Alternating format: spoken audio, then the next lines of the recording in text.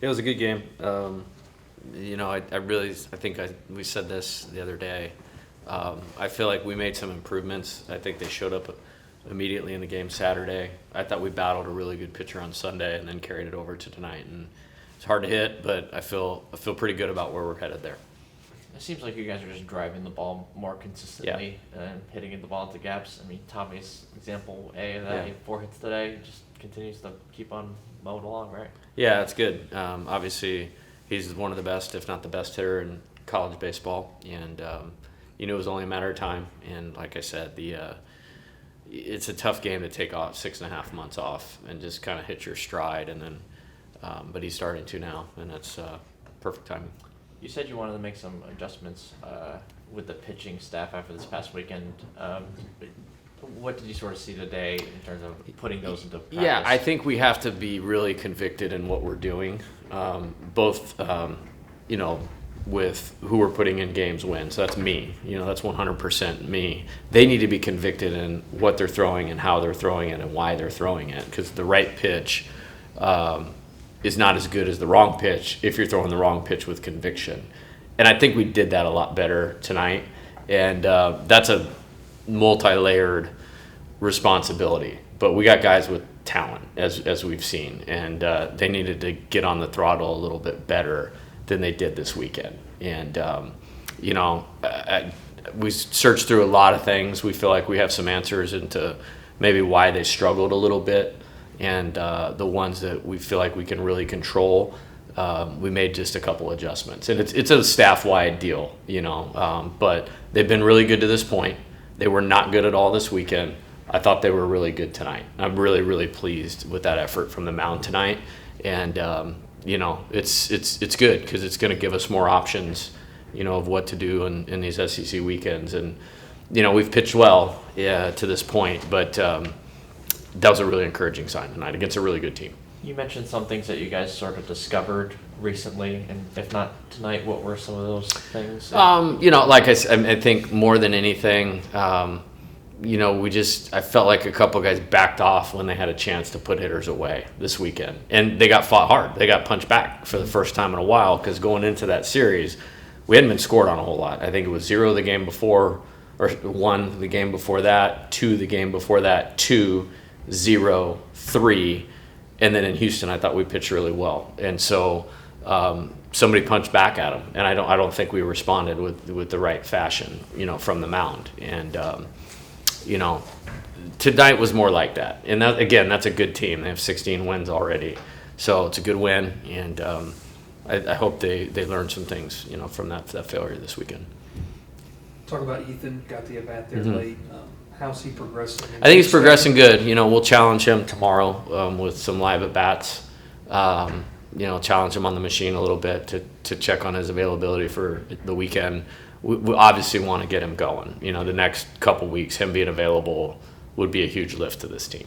Obviously, when you struck out there, how long does that timing thing take for him to kind of I don't feel like he's been out that long personally. Like 10 days is not an eternity, and we do a lot of game simulated stuff. I think it's about him swinging with the right intensity. He's not going to hurt it any worse. Like, that's why we're okay to try to get him back in there. But it's just, getting that conviction, and he's got great bat speed. And so, we want to get into and tap into that bat speed. Along with Ethan Frey, Ashton Larson has come in a lot of times just like a pinch hit.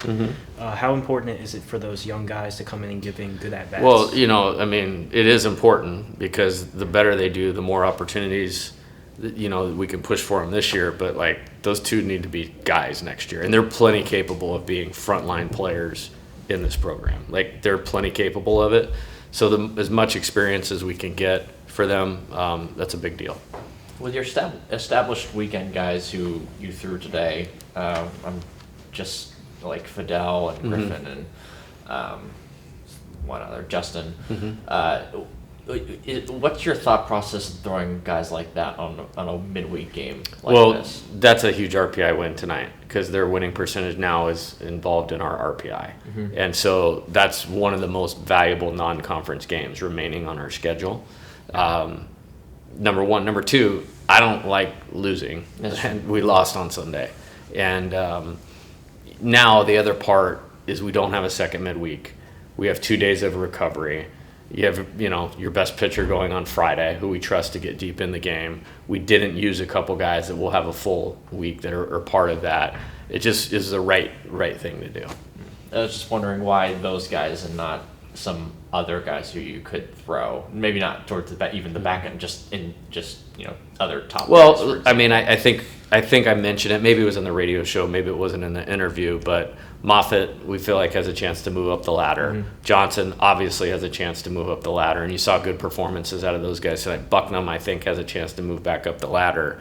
So there's still a lot of competition. You know what I mean? And I want guys that are going to throw with conviction and throw some out pitches. And those guys that threw tonight, after those guys that you mentioned, they could all move up the ladder. So, I was kind of disappointed in the 10-run rule. I mean, I know that sounds like a first world problem, but we were going to use 3 guys in the 9th inning. And, Cade Woods was going to start it and go in for 2 hitters, and then Sam Dutton and then DJ, because those guys are good too. And so it just happy with how the offense performed, really happy with how all those guys performed. Jaden just got sick, shortly before the game and really got off track. I'm really proud of him for getting through that first inning the way that he did. That was a big deal.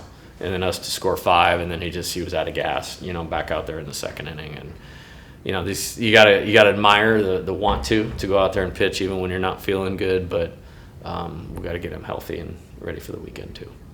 What did you like from? I guess how Cam and Micah in particular improved since some of their earlier outings. Yeah, Micah had a great first outing, and then I was so encouraged by it.